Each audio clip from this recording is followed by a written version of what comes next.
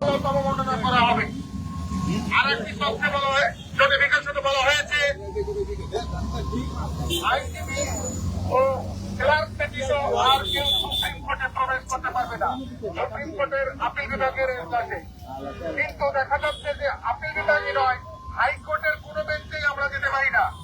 হাইকোর্টের কোনো একটি বেঞ্চ থেকে নোটবুকটা ওপেন করার সাথে সাথে কোন একজন পুলিশ কনস্টেবল অথবা এসআরপিসি বলে এখানে আপনারা থাকতে পারবেন না, সাংবাদিক ঢুকতে পারবে না, উপরের নির্দেশ আছে। আমরা এই অবস্থার মধ্যে দিয়ে যাচ্ছি, জনগণকে আমরা তথ্য দিতে পারছি না। আমরা এই নোটিফিকেশন ইস্যু করার পর থেকে যদিও রিপোর্ট করে যাচ্ছি, সবসময় ভয়ে ভয়ে থাকছি কি হয়, কখন আমাদের বিরুদ্ধে আদালত অবমাননার নোটিশ ইস্যু করে আমাদেরকে কখন জেলে পাঠায়। আমরা অবশ্য সেই ভয় করছি না। আমরা গত এই আমাদের সাথে সবার সাথে বন্ধুত্বপূর্ণ সম্পর্ক হয়েছে।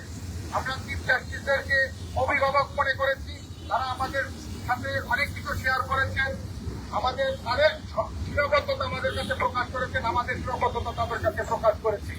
আমাদের মধ্যে একটা সম্পর্ক, বন্ধুত্বপূর্ণ সম্পর্ক তৈরি হয়েছে।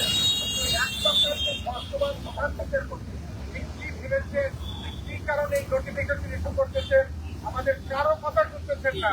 আমরা রেজিস্ট্রার জেনারেলের মাধ্যমে সুপ্রিম কোর্টের তাদের মাধ্যমে তাকে অনুরোধ করেছি, আমরা স্যার আপনার সাথে একটু বসতে চাই, আমরা অ্যামিকেবল সেটেলমেন্ট চাই, আপনার খবরটা আমাদের আমরা একটু শুনি, আমাদের প্রশ্ন একটু জানতে হবে।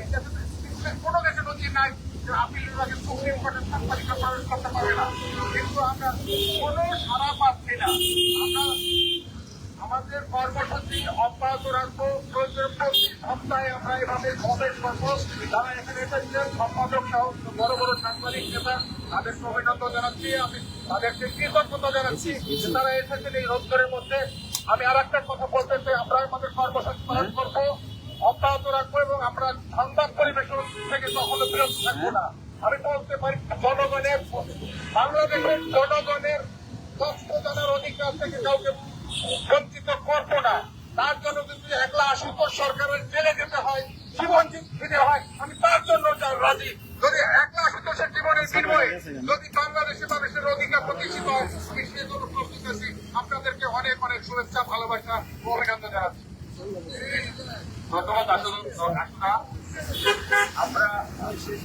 আমরা জেলে যেতে চাই না, কিন্তু আমরা আমাদের অধিকার আদায় করতে চাই। তো সংগ্রামী ছাত্র বন্ধুগণ, এই পর্যায়ে আপনাদেরকে আমাদের মাঝে এই মধ্যে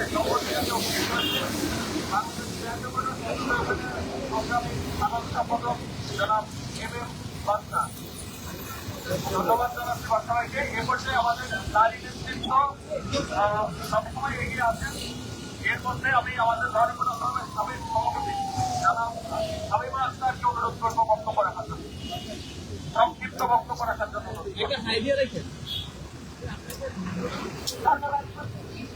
আপনারা সবাই খুবই অবগত হয়েছেন যে আমরা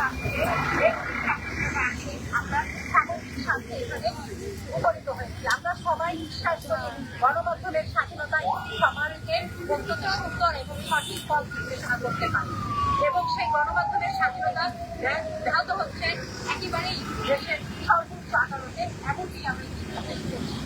আমরা জানি যে যে কোনো অধিকার আদায়ের জন্য লড়াই করতে হয়, তবে সে লড়াই করতে হয় এখানে সঠিকভাবে তার অধিকার সম্পর্কে সচেতন হতে হবে।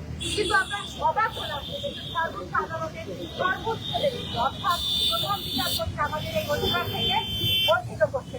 তার ব্যক্তিগত চাওয়া না চাওয়ার বিষয়টি না, এখানে সমগ্র জাতির চাওয়া এবং সাংবাদিক সমাজের চাওয়া। আশা করি তিনি তার ব্যক্তিগত রাগ, অনুরাগ, ক্ষোভ এবং সকল শিক্ষক উঠে যে বিচার কার্যের শপথ দিয়েছেন, সেই জায়গা থেকে তিনি মনে রাখবেন যে আমাদেরকে যে উনি সংবাদ সংগ্রহ করছেন, যে প্রতিবন্ধকতার সৃষ্টি করছেন, তা কিন্তু কোনো না কোনো অনুরাগেরই কারণ।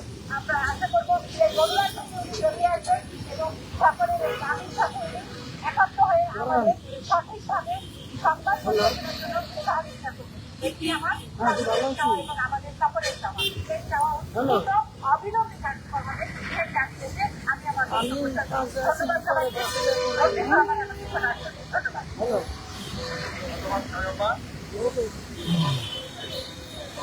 এই পর্যায়ে আমি বক্তব্য রাখার জন্য অনুরোধ জানাচ্ছি ল রিপোর্টার্স ফোরামের সাবেক সংগ্রামী সভাপতি জনাব এম বদিউজ্জামান ভাইকে।